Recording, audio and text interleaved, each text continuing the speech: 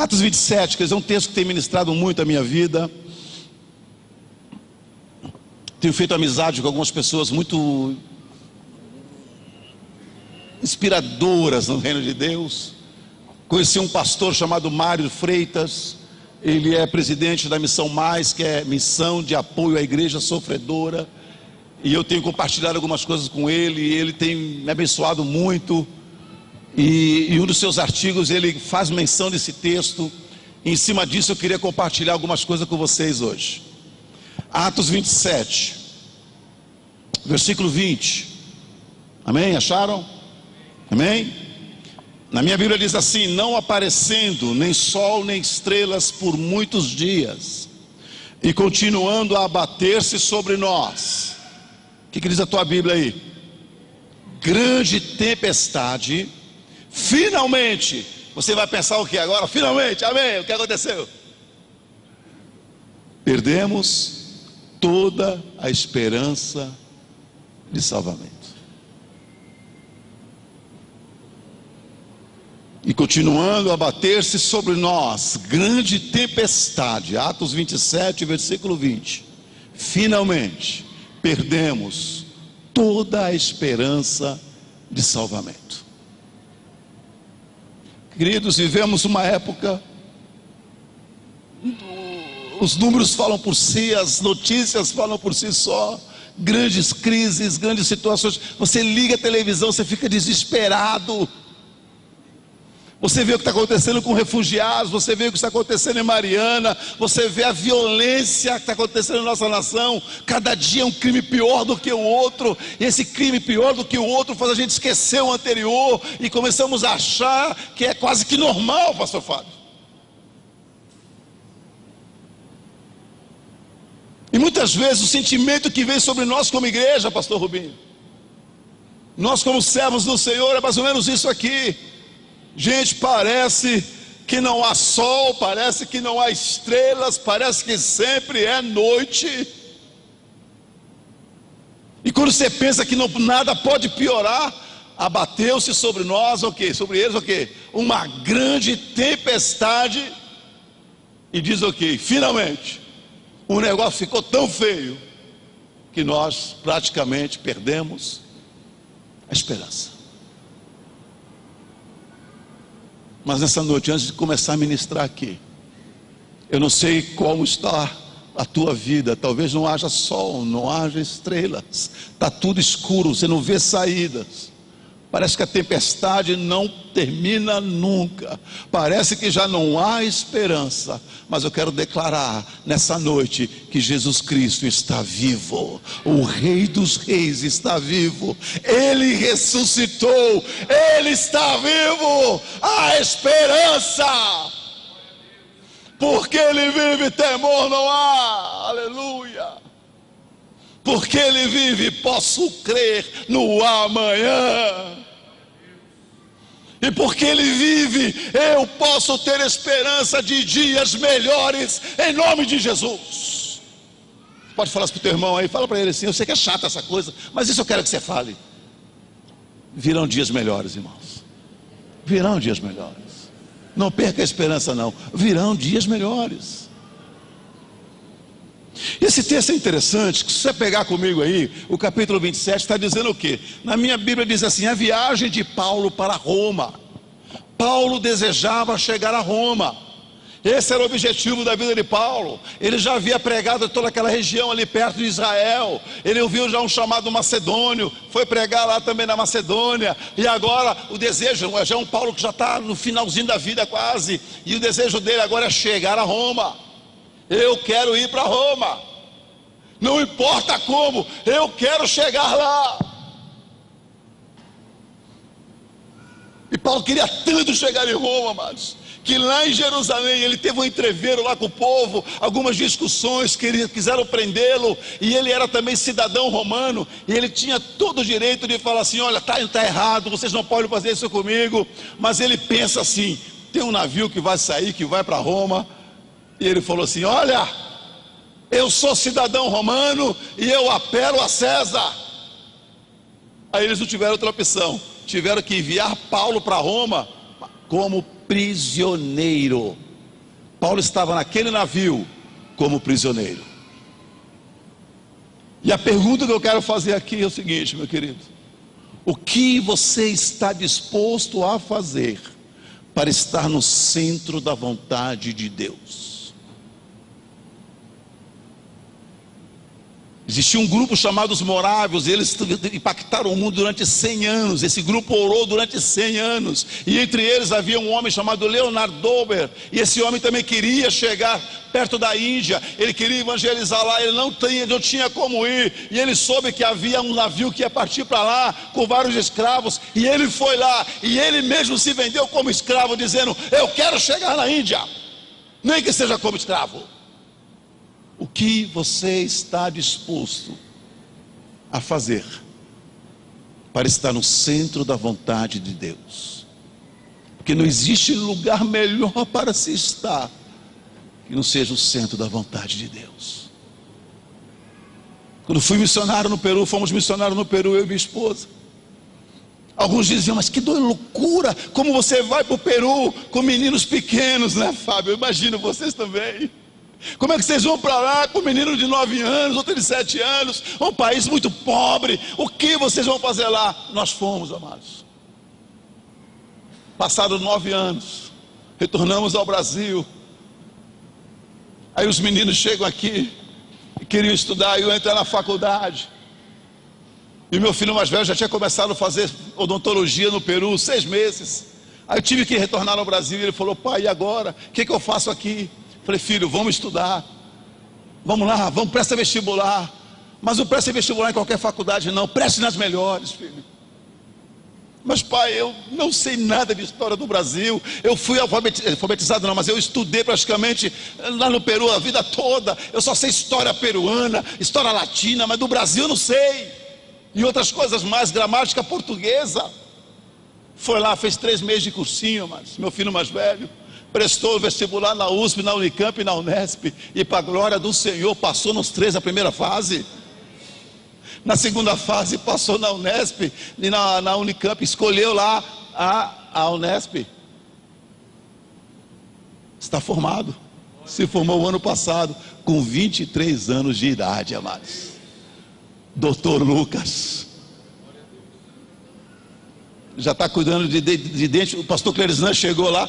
É que o Fábio já tinha conseguido, né? Mas o pastor Clerisnan chegou, já está cuidando dos dentes dos missionários. Falou: pai, pode falar, os missionários chegaram no Brasil, pode mandar para cá que nós vamos cuidar deles. E meu outro filho, amados, Mateus, entrou numa faculdade, a melhor faculdade da região de Sorocaba lá, faculdade de engenharia de Sorocaba, muito conhecida na região lá, famosa lá. Entrou, ele tinha prestado o Enem, para a glória do Senhor, ele prestou aquele, para conseguir abatimento lá na ProUni, né? Amados, ele conseguiu uma bolsa, pastor Fábio, de 100%, uma faculdade que custa quase R$1.500. Ele está se formando agora em dezembro, aos 22 anos de idade, em engenharia elétrica, e nós não pagamos 1 centavo na melhor faculdade da região. E a turma diz: como assim, pastor? Um de 23, outro de 22, os dois formados, como isso é possível? Fique no centro da vontade de Deus, não saia daí, não saia daí. E Paulo então está disposto a tudo, e ele entra no navio, amados. Agora eu vou para Roma. Agora aqui, quem já frequentou a escola bíblica dominical aqui? Quem já frequentou? Quem já foi criança aqui, eu já deu aula? Lembra aquele corinho antigamente, né? Louvor agora, né? Aquele louvor gospel que a gente cantava antes, que é: com Cristo no barco tudo vai muito bem, vai muito bem. Lembra disso? Cristo no barco tudo vai muito bem, e passa o temporal. Qual é o conceito comum, amados? O que é que nós temos na nossa cabeça? Se você entrar no barco e Jesus estiver no barco, o barco não afunda. Mas essa passagem aqui, mas você vai ler, o barco afundou, gente. Tem hora que Deus faz umas coisas, seu Rubinho, não dá para entender. Entra no barco, quero ir para Roma, estou indo para Roma. vem uma grande tempestade, durou dias, não viram sol nem estrela, né? E ainda veio a grande tempestade, e finalmente perderam toda a esperança. O que eu quero dizer com isso, amados? Você que está decidido a caminhar com o Senhor, você que aceitou Jesus como teu salvador pessoal, você que um dia falou para o Senhor: eis-me aqui, Senhor, usa a minha vida. Eu quero dizer para você que servir a Deus, estar no ministério, não é fácil. Não é fácil. Vai haver dias difíceis, haverão dias complicadíssimos. E eu estou nessa noite aqui rapidamente, eu queria trabalhar 3Ds aqui com vocês, para a gente gravar bem. 3D, para os jovens que estão aqui, é um sermão 3D, tá bom, gente? Né? Sermão 3D, para a gente ficar bem assim, fixar bem esse negócio aí, tá bom? 3Ds que a gente vai trabalhar um pouquinho a realidade de servir a Deus. Se você ler comigo, vamos lá, não dá para ler tudo, mas vamos ler a partir do versículo 9. Eles já tinham partido, pararam num porto, chegaram naquele porto com muitas dificuldades. No versículo 8 vai dizer isso. Aí no versículo 9, vamos lá, estão comigo aí, queridos? Versículo 9 diz assim: tínhamos perdido muito tempo, e agora a navegação se tornara perigosa, pois já havia passado o jejum.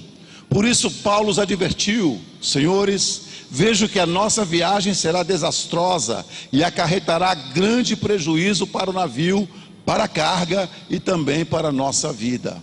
Agora olha o versículo 11, diz o quê? Mas o centurião, em vez de ouvir o que Paulo falava, seguiu o conselho do piloto e do dono do navio. Nessa época, mas o apóstolo Paulo já era o grande apóstolo Paulo. Era o grande líder da igreja, o maior missionário que já existiu, queridos. Eu até brinco, eu gosto tanto de Paulo, que se eu não fosse cristão, eu seria Paulão. Eu amo Paulo, realmente é muito show o que ele faz, a maneira como ele trabalha. E aí está aí Paulo, amados, naquele navio, ele observa, é um homem que ora, é um homem que observa as coisas. Ele viu que alguma coisa não estava bem, que ele estava sentindo no seu coração, talvez Deus colocando: olha Paulo, fala que não é para partir não. Não é o momento de partir, não é o momento de começar essa empreitada. Você vai chegar em Roma, mas não é a hora de partir. E ele vai e fala para o centurião, que era o chefe lá dos soldados que mantinham era o chefe de 100 soldados. Obrigado, a teóloga está me explicando que centurião era chefe de 100 soldados, né? E eles estavam lá cuidando dos prisioneiros então. E tinha mais de 200 pessoas naquele navio. E ele chega para o centurião, avisa lá que não é para a gente sair não. Se nós sairmos, vai haver um grande prejuízo. Nós vamos perder o navio, vamos perder a carga, e até nossa vida vai correr risco. Mas o versículo 11 diz o quê? Mais um centurião foi falar com eles. Em vez de ouvir o que o Paulo falava, ele fez o quê? O que diz aí? Seguiu o conselho de quem? Do dono do navio e do piloto. Lógico, amados. Amados, é lógico isso. Quem era Paulo? Paulo era missionário, Paulo era teólogo. Paulo não era piloto de navio, não era comandante de navio. Então a lógica, Fábio, era o quê? Ele vai ouvir quem? Quem tem experiência, o dono do navio e o piloto. Quantas vezes, amados, nós também gostamos, como vamos tomar uma decisão, nós gostamos de ouvir quem? Os especialistas. Qual é o primeiro D que eu vejo então nessa passagem aqui, queridos? O primeiro D é que quando nós estamos em missão com o Senhor, no centro da vontade de Deus, muitas vezes haverá desfavor. Haverá desfavor. Nem sempre as pessoas serão favoráveis a você, nem sempre a tua proposta vai ser aceita, nem sempre a tua ideia vai vingar, nem sempre as pessoas vão dizer sim para você. Aliás, esse é um grande problema, amados. Nós hoje fazemos parte de uma geração que não sabe conviver com não.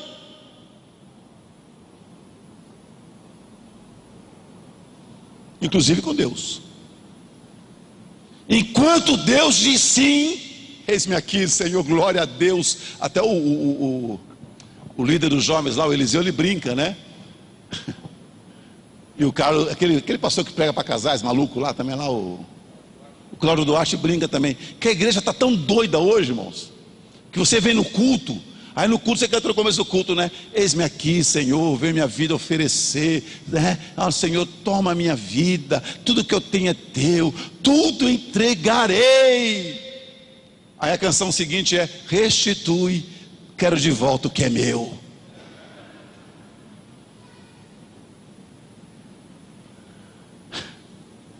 Tá doida a coisa, tá maluca a coisa. Então fazemos parte de uma geração que não sabe conviver com não, Fábio Gilca. Enquanto Deus diz sim, amém, Senhor, eis-me aqui. Aí o dia que Deus ousar dizer não, Ele diz: estou fora. Eu não quero um Deus que já não me diz mais sim. Teologia da mulher de Jó, lembra? Quando Deus parou de dizer sim para Jó, ela falou assim: você ainda guarda a tua integridade? Amaldiçoa esse Deus e vamos morrer. Porque para nós não interessa servir um Deus que não nos diz sim.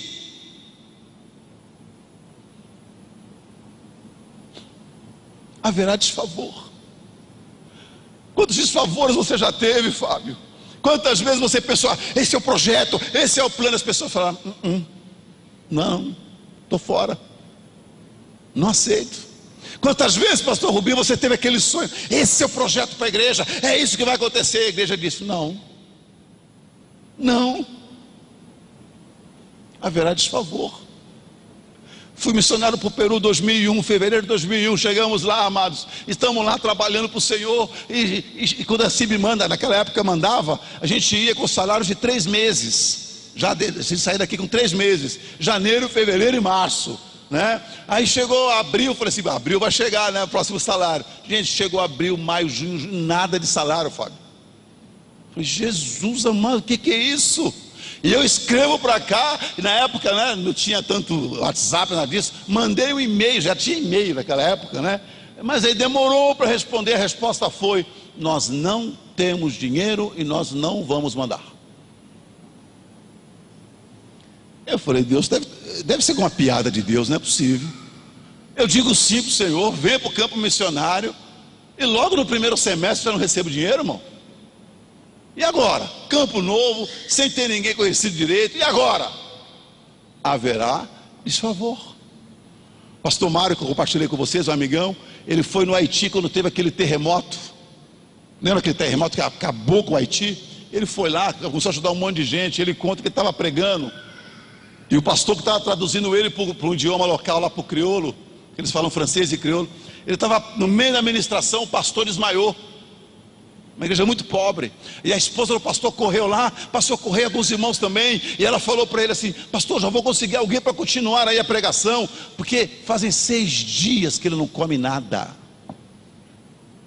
E o Mário volta com o coração apertado, e ele falou: gente, eu vou chegar no Brasil, e a igreja vai responder, eu vou conseguir recursos, eu vou voltar para o Haiti, eu vou ajudar essa igreja aqui, eu vou fazer coisas tremendas aqui no Haiti. E na viagem ele lembra de um empresário amigo dele de Belo Horizonte, um dos homens mais ricos de Belo Horizonte. Quando ele chega aqui no Brasil, ele liga para esse empresário, o empresário falou: Mário, demorou, vamos nos reunir já. Marcaram um almoço, ele foi num restaurante bem chique lá, que ele até brinca, falou: aqueles restaurantes que você tem até medo de passar na porta com medo de te cobrar.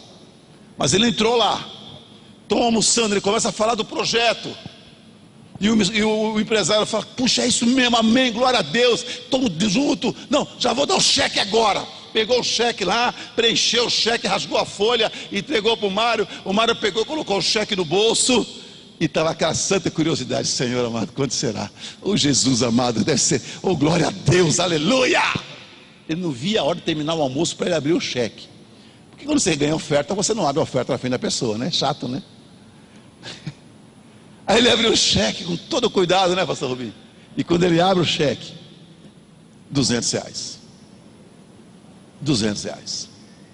O almoço ficou mais caro que o cheque, do que a oferta. Haverá desfavor.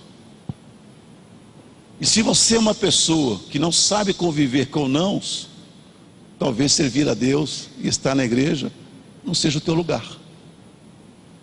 Comece a pensar isso.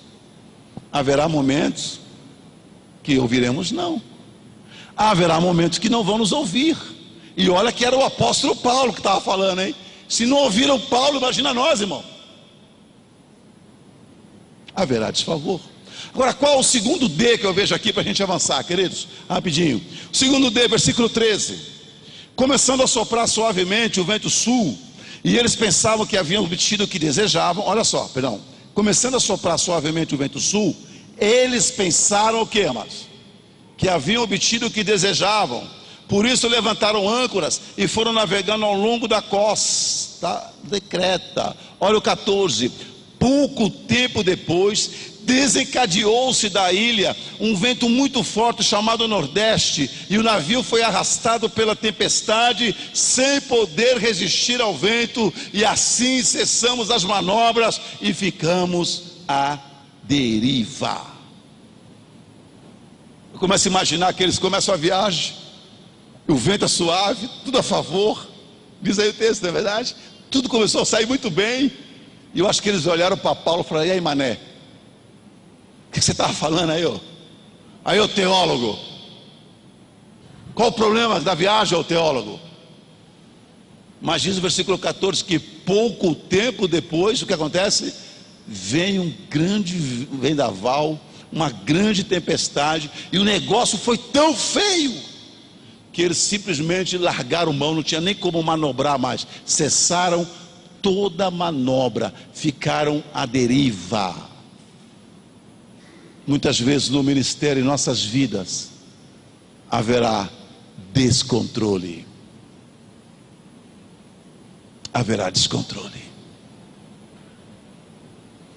Mas eu planejei tudo, eu fiz tudo certinho, eu calculei, eu idealizei tudo, eu acertei todas as bases, mas por que deu errado? Onde foi que eu errei? Por que esse descontrole? Haverá descontrole na vida humana, pelo menos para nós humanos, sempre haverá descontrole, mas não para o nosso Deus, amém, amados? Ele sempre está no controle de todas as coisas. Mas há descontrole. Quem aqui já passou por grande descontrole? Haverá descontroles. Haverá situações que você fala: meu Deus, eu não sei mais nem o que fazer, não consigo nem pilotar a minha vida mais. Você tem quase que soltar o leme e dizer: Senhor, tem misericórdia de mim. Tem misericórdia. Mas nessa noite, o Senhor Jesus está querendo dizer a mim e a você, que a despeito dos descontroles que podem surgir em nossas vidas, Ele continua sendo Deus. Ele continua sendo Senhor sobre toda situação, sobre toda tempestade, ainda que não entendamos, ainda que você diz: eu tive que largar tudo, estou quase que à deriva. Não importa, continue crendo no Senhor. Mas se você é uma pessoa que tem dificuldade com esses sobressaltos na vida, repense o teu chamado, repense a tua posição na igreja. Terceiro D, amados, para correr, tem bastante coisa para falar, mas vamos correr um pouquinho. O terceiro D vai estar justamente no versículo 18, vamos lá? No dia seguinte, sendo violentamente castigados pela tempestade, começaram a fazer o que, amados? Começaram a lançar fora a carga. No terceiro dia, lançaram fora com as próprias mãos a armação do navio. E é quando ele diz que não aparecendo nem sol nem estrelas. Mas vamos ficar essa primeira parte. O que aconteceu, amados? Chegou num ponto, eles estavam à deriva, pastor Fábio. Você não sabia mais o que fazer, e o barco já estava a ponto de afundar, Rubinho. E agora o que nós vamos fazer? É gente demais, é carga demais, está totalmente descontrolado, temos que fazer algo. E eles decidem o quê? Ou nós jogamos fora toda a carga, jogamos fora a comida, jogamos fora tudo, ou nós morremos. Eu costumo brincar, não devia ter gordo lá não, viu, Ângelo? Porque se tivesse gordo, ele falasse: comida não, eu morro, mas não de fome, vão morrer com a barriga cheia, né? Mas jogaram fora tudo. Jogaram fora. Tiveram que jogar fora a carga, coisas preciosas, porque na vida haverá dilemas. Haverá dilemas. E agora? Ficamos no navio com tudo ou jogamos fora algumas coisas? Agora é interessante que eles tiveram que jogar fora para o navio ficar leve. E quando nós pensamos sempre de jogar fora alguma coisa, ou de tirar algo que pesa, sempre pensamos o quê? Pecado. Mas nem sempre, amados, o que pesa é pecado. Quantas vezes Deus está dizendo, quero que você faça isso, eu quero te levar a isso, e nós ficamos amarrados com família, ficamos amarrados com serviço, amarrados com tanta coisa, coisas que nos amarram, coisas que nos prendem, e diz o versículo que eles tiveram que jogar até a armação, o que amarrava. O que é que tem te segurado, o que é que tem pesado na tua vida? A outra pergunta seria mais pontual ainda, do que é que você precisa abrir mão para poder chegar a Roma, que é o centro da vontade de Deus.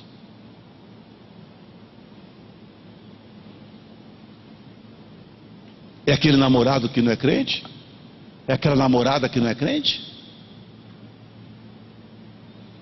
É aquela fixação por ser alguém na vida, e quando eu for, aí sim eu vou fazer? O que é que você precisa abrir mão? Porque ministério, igreja, servir ao Senhor é lugar de dilemas.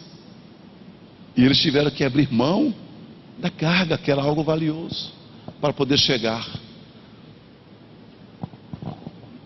Na vida daqueles que servem ao Senhor, haverá desfavor, haverá descontrole, haverá dilemas. E alguém pode dizer assim, ué, mas qual é a graça então? Se é assim, qual é a graça? Se é assim, pastor Fábio, Gilca, Rubinho, Estevão, Júlia, Ângelo, por que entrar no navio então? Se é tão difícil, pastor Israel, para que e por que entrar no navio? Eu gostaria de dar assim, rapidamente na conclusão, pelo menos uma razão, algumas razões para entrarmos no navio. Porque estamos nesse ministério, pastor Rubinho? Por que abrimos mão de tantas coisas para estar no centro da vontade do Senhor? Versículo 20 é aquele que nós lemos, lembram? Não aparecendo nem sol nem estrelas por muitos dias, e continuando a bater sobre nós grande tempestade, finalmente perdemos toda a esperança de salvamento. Um detalhe aqui, gente, não leia esse versículo para quem está em depressão, tá? Pessoal, o cara estava depressivo, você deixa eu ler um texto aqui pro irmão, você mata o cara, mano. Não lê esse texto não, tá? Não lê esse versículo aí não. Para depressivo não pode ler versículo 20, tá bom? Olha o versículo 21, visto que os homens tinham passado muito tempo sem comer, Paulo levantou-se diante deles e disse, o que Paulo falou, irmão? Vamos lá? Os senhores deviam ter aceito o meu conselho e não partir de Creta, pois assim teria evitado este dano e prejuízo. Em português, claro, sabe o que Paulo falou? Eu avisei. Quem já enfrentou a situação assim, gente? Você avisou, o pessoal não te ouviu, quebraram a cara, você chega lá, eu te avisei, eu falei, rapaz. Gente, ô palavrinha chata essa. Fala a verdade, irmão. Ô palavrinha chata, né, pastor Israel? Eu te disse, eu te falei. E a maioria de nós fica nisso. A gente como que se alegra, está no fracasso do outro, né? Fica até mais espiritual, né? Eu falei. Eu disse, eis que o Senhor estava comigo. Você viu que gente que o tempo, só rapidinho, tem gente que quando vai orar, é impressionante, o cara fala normal, mas quando ele vai orar, ele muda até a voz, muda a postura, né, Fábio? Pastor Rubinho chama o cara. Aí fora assim, aí, tudo bem, Estevão? Tudo jóia, irmão? Tudo na paz, meu irmão? Tá bênção? Aí vem orar,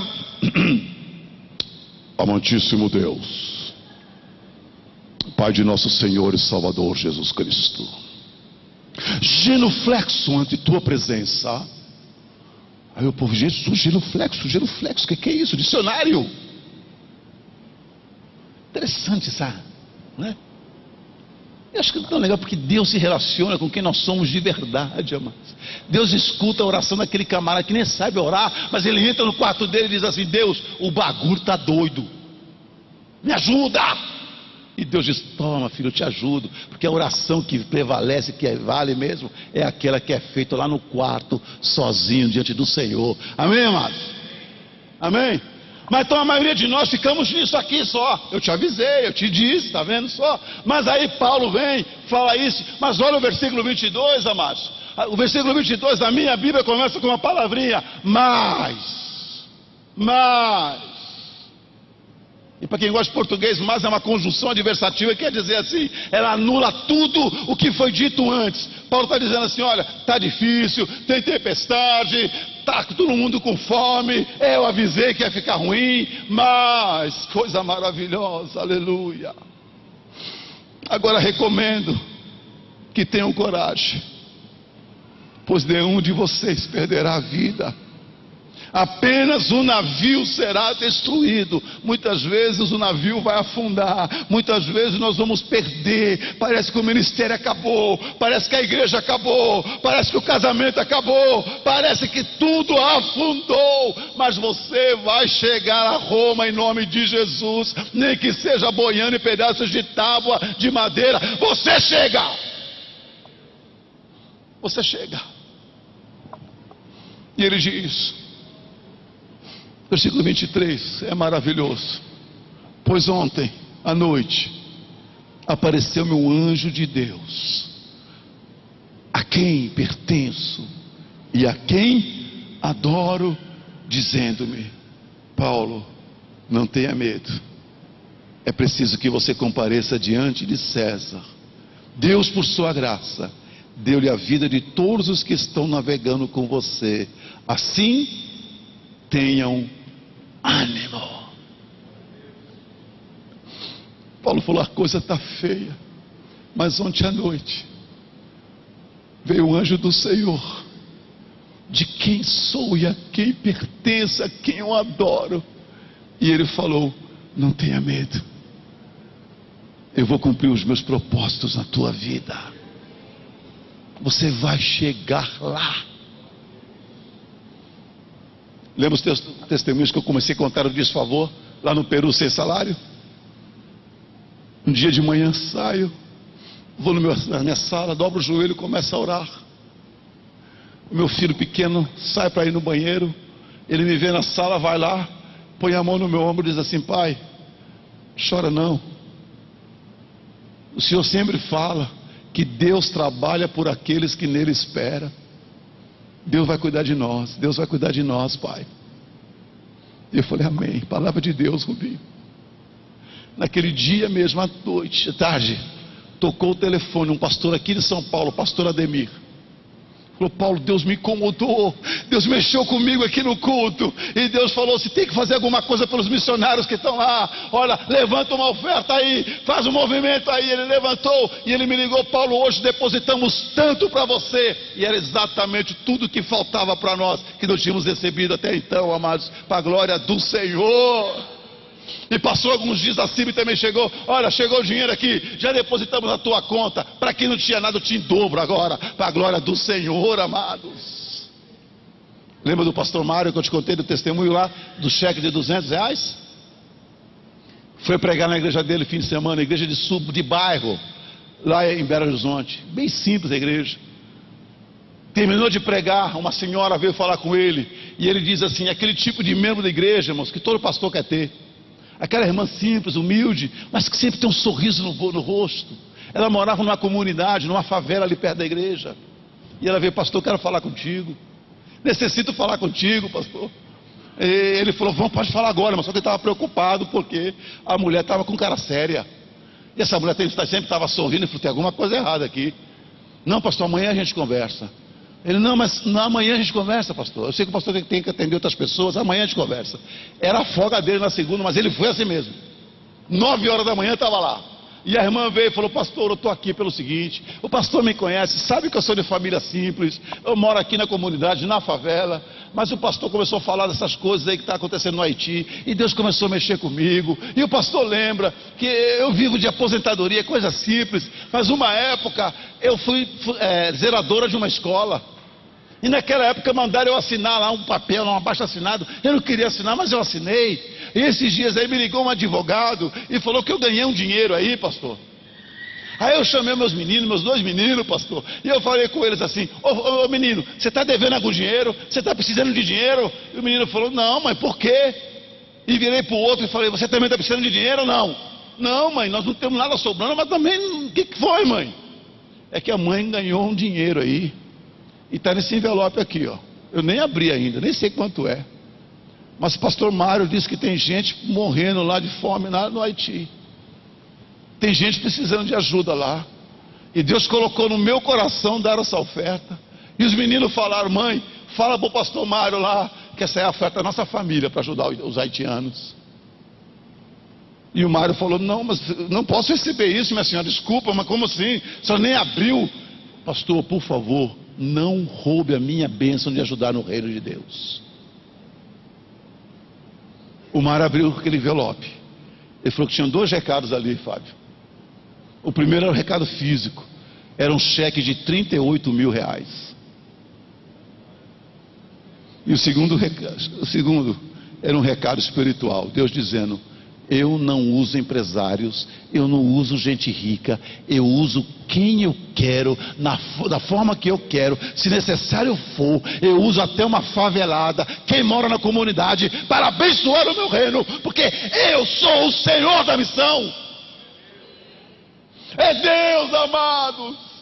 Há desfavores, há descontroles, há dilemas, há depressão, o que você quiser, pode inventar um monte de ideia aí, queridos. Mas Deus continua sendo o Senhor da missão. Faltou alguma coisa para vocês, Fábio? Deus tem suprido. Deus mexe aqui, Deus mexe ali, Deus tem suprido. Foi comigo no campo, tem sido com outros missionários. Marinaldo esse dia me ligou lá de Pamplona: pastor, alugamos um lugar aqui muito difícil, mas conseguimos alugar. Lembra disso, Rubinho? Mas precisamos pagar aqui as licenças, precisamos colocar aqui uma acústica, e vai custar algo de 20 mil reais, irmãos. Depois ele ligou: tem que pagar o arquiteto também, a conta foi para mais de 30. E ele ligou para nós e falou assim: quanto o Cacibe pode ajudar? Nós falamos o quê? Com toda a dor no coração. Nesse momento, Marinaldo, não dá. Mas vamos fazer o seguinte: vamos orar. Vamos orar. Vamos jejuar. E Marinaldo escreve um tempo atrás aí: Paulo, compartilha onde você passar. Somos uma igreja pequena, um pouquinho mais de 30 pessoas, a maioria desempregados. Lançamos o desafio, falamos: o Brasil não pode ajudar não.